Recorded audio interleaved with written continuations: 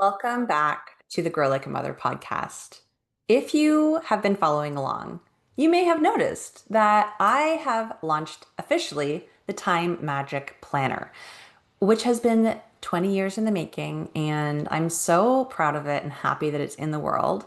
I will be doing episodes over the coming weeks and months to shed some light into the inner workings of this planner because it's different than you will have ever experienced. You can kind of um, imagine that I've tried all the planners that are out there, and obviously things were missing from each of them in my view because I decided I had to create my own. And within the creation, I modeled the Time Magic Planner on the Time Magic framework, and all of the work that I do with my clients and in my speeches and workshops. And so there are some details about the planner that are going to be new for you if you are someone who wants to pick it up and check it out and sort of give it a try. It is a seasonal planner, so it's 90 days, and there's a reason for that.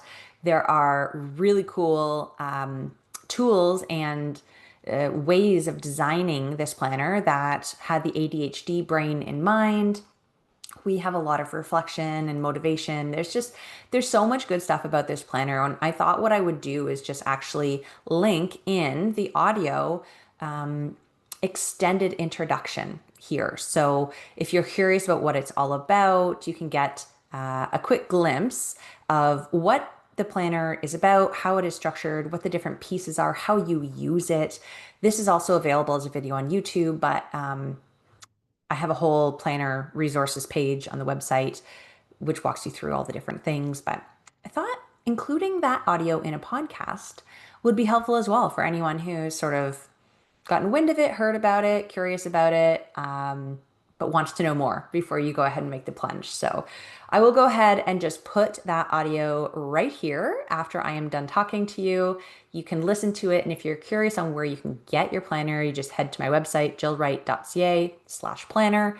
I'll link it in the show notes as well. I really hope you check it out.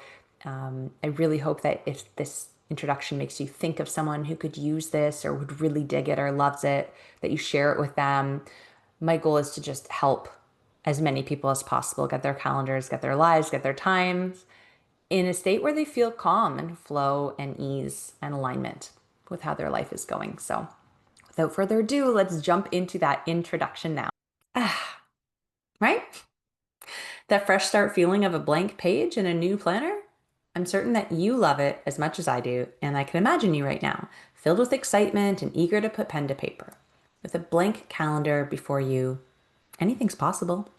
Before you get started, though, let's take a minute to set the framework for this planner, because I like to look at things a little differently. What is time? Simply put, time is a continuous sequence of events that move from the past through the present and into the future. And that sounds an awful lot like how we might also define life, doesn't it? This concept of time allows us to measure the duration of events and the space between them. In other words, time is the way that we create, define, and measure a life or a lifetime. Starting to see the connection? When we realize the intimate and untangleable connection between life and time, all of a sudden how we spend our time becomes a key factor in determining the kind of life that we have. We all think about the life that we want, right? How we want it to feel, what we want to accomplish, our hopes and our dreams, so that when we look back at the end of our lifetime, we can hope to say that we had a good life, a good time, that we lived well and we did the things that we wanted, that we loved, made a difference, and experienced everything on our bucket list. So with that in mind, why do we plan? The truth is that a good life doesn't happen by accident. In order for us to get that rocking chair moment, when we're able to look back and reflect on our life feeling satisfied and complete, we need to plan for the experiences that we want to have, right? Our life turns out to be the collection of how we spend our time. And a really crucial component that most time management advice misses is making sure that the way that you're spending your time is aligned to how you want your life to feel.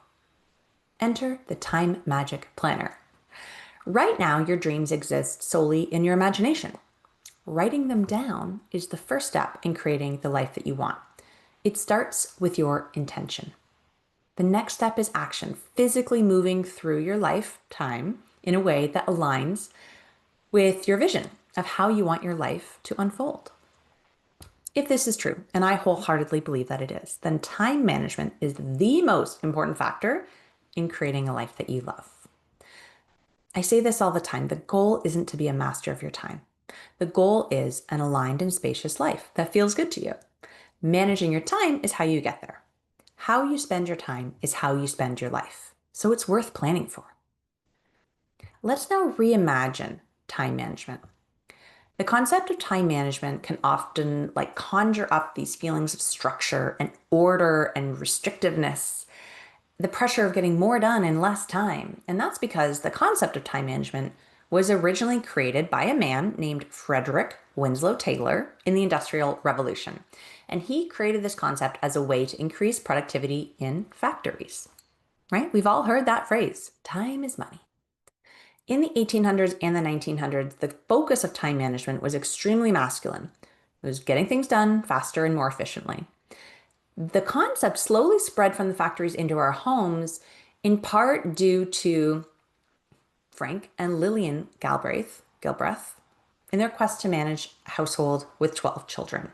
You may have heard their story in the movie Cheaper by the Dozen. Soon society became obsessed with standardizing and optimizing all areas of life and time. And stress, it kind of became this badge of honor and a way of life, really, for a lot of us. As a student, I fell into this trap too. I excelled at being organized and proficient and determined that my value was based on my output. So I kept producing, and I was really good at it. It was when I became a mother that I realized that this hyper-driven approach was not sustainable anymore. I was in a completely different season of life. Everything had shifted for me, and my priorities were different. Not to mention, none of the old tactics that I relied on in school and in my pre-motherhood life were working for me anymore. And so many of them weren't even relevant. We've all had those shifts in our lives when we feel stuck or incompetent because the way that we had been moving through our lifetime no longer applies. Perhaps it was when you graduated from high school or college and you got released into the real world for your own the very first time.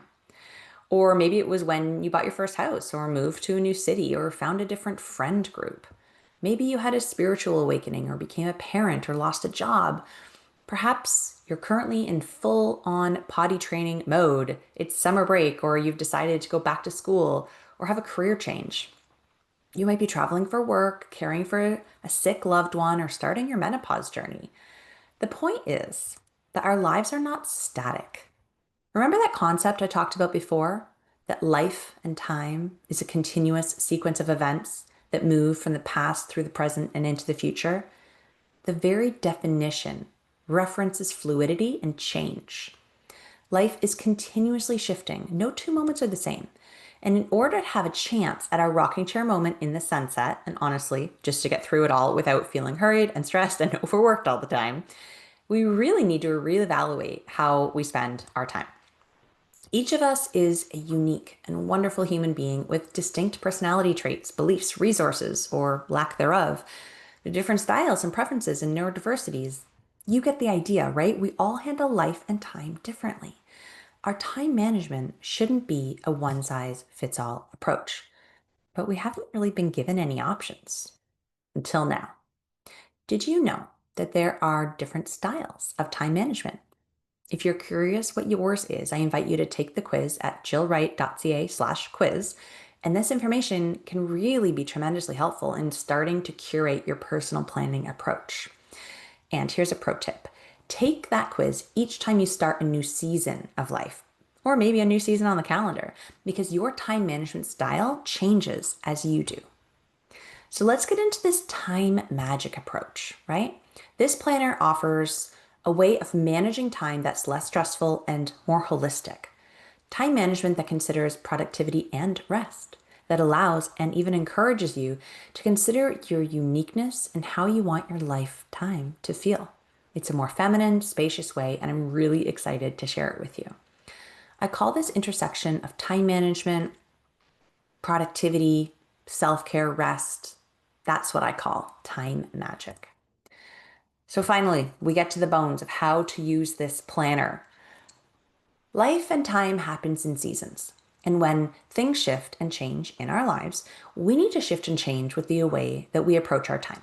So instead of a planner that spans an entire 12 months, let's take things season by season and truly feel into how we want this time period to unfold. With intention and aligned action, you'll start to feel the shift between existing and truly living. We start with a monthly calendar. In the Time Magic Planner, you'll find undated monthly calendars so that you can start any damn day that you choose. There's no need to wait for a new year or even wait for a Monday. Go ahead and get started today. Simply grab a pen, fill in the dates to create your own seasonal planner. You're going to start each month by taking stock of where you are. You're going to shade in the different sections of the wheel of life, or the life wheel, according to how close or far you feel from your idea of 100% in each of those areas of life. Not how you think anyone else would rate you, but how you personally feel about how you are showing up compared to how you want to show up in each area of life. If you think of this wheel like a wheel on your car, like the car of life, right? It becomes super easy to see where your life tire is a little bit flat and might need some extra air or intention, focus, action, right? Feel free to to white out the different categories that I've included in there as suggestions and put your own in instead if those 8 categories on the life wheel don't resonate with you. You can use the insights from going through this process of shading in your life wheel each month to choose a monthly theme or intention for how you want to spend your time this coming month. You'll find the life wheel at the beginning of each month so that you can reevaluate and adjust as needed in real time. Did I mention that life is constantly changing? For a guided meditation to walk you through this exercise, just go ahead and visit jillwright.ca/planner-resources. And you'll find it right there. It's also on the YouTube channel. And you can go through that every single month. It's a little 7-minute guided meditation to help take you through the life wheel exercise. Next, you're going to add in all of the one-off things that are happening that month, right? We set our intention, we looked at our wheel, we're at a blank calendar, a monthly spread. Put in all the doctor's appointments, the birthdays that you have to remember, the school picture days and date nights, right? This monthly calendar is where the non-repeating appointments are going to live. You'll find a space on each monthly calendar for notes, right? You can have a have-to list and a hope-to list. Once you've categorized these, make sure that the have-to things are kind of put somewhere on the calendar that month so that they're scheduled in and accounted for and therefore so much more likely to happen. And if you end up getting to some of those hope-to things, that's fantastic. If not, keep them on the list and they can wait till next month. Each week, what I want you to do is set aside 10 minutes. It doesn't have to be the same day each week. It doesn't have to be the same time. There are undated weekly calendars ready for you to dive deeper into your planning and scheduling all those nitty-gritty actions that you are going to need to take to create the life that you're dreaming of in this season. So pick a day each week. I like Sunday, but you do you, to look ahead at what the next week will bring and plan accordingly.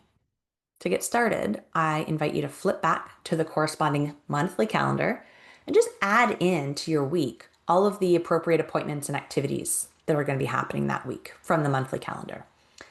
And then I want you to flip back to last week's weekly calendar and just add in any recurring appointments or to-dos that you know are going to be there week after week, right? Swimming lessons, your weekly co-working session. Get those things onto this week's calendar. Congratulations! You've now accounted for all of your scheduled commitments and to-dos. Once all of those already planned activities and places you need to be are accounted for, you can start to curate your life and your time for the week. You can use the brain dump section to write out everything that is taking up space in your mind. Get it on paper. This is not your to-do list. This is simply your place to get it all out of your head and onto paper so you can lighten the mental load. I want you to name what you're calling in each week with a word of the week, an intention, or a focus. This is going to help you stay focused when you start to name your frogs. The Eat Your Frog productivity method, most famously written about by Brian Tracy, is where you identify your most important task or tasks, often the ones that you're likely to procrastinate on, and you complete them first. So now that you can easily see the capacity that you have or don't this coming week, and you have your intention set, and all of those thoughts and ideas collected from your brain dump, it's time to name your frogs.